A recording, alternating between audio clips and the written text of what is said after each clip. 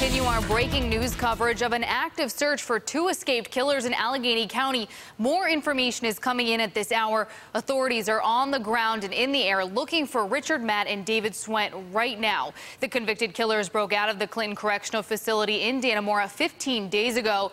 Now the search is happening near the towns of Bolivar and Friendship. We've been on the scene there for several hours. State police say this all started when someone living there claimed to have seen the inmates along a railroad line that runs next to Route 20. The New York Times is reporting a woman driving in the area saw two men come out of the woods near the railroad tracks. She reportedly told police one of the men went back into the woods while the other pulled a hooded sweatshirt over his head. Police are stopping and checking vehicles on Interstate 86 in both directions near the Friendship exit.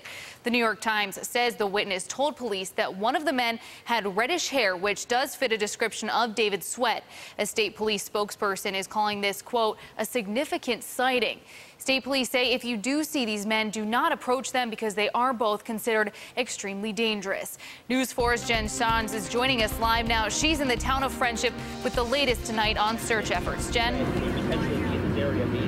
Kellen, that's near yet another checkpoint. This one's just a little bit further down the road. It's near Interstate 86. Now I'm going to take a step out of the shot to show you what I'm seeing now.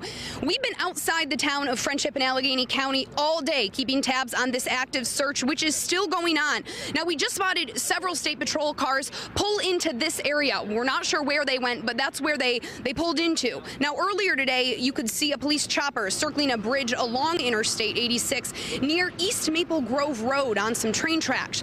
State Patrol told us that was a hot spot in the active search.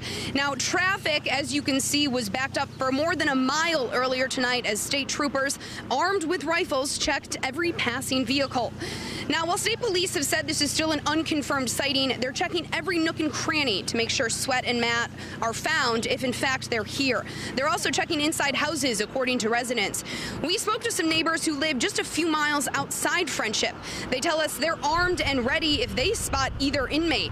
Doug Comstock has lived here his whole life and says today's panic reminded him of another notorious Western New York killer. Lucky Phillips, yep. Similar to that.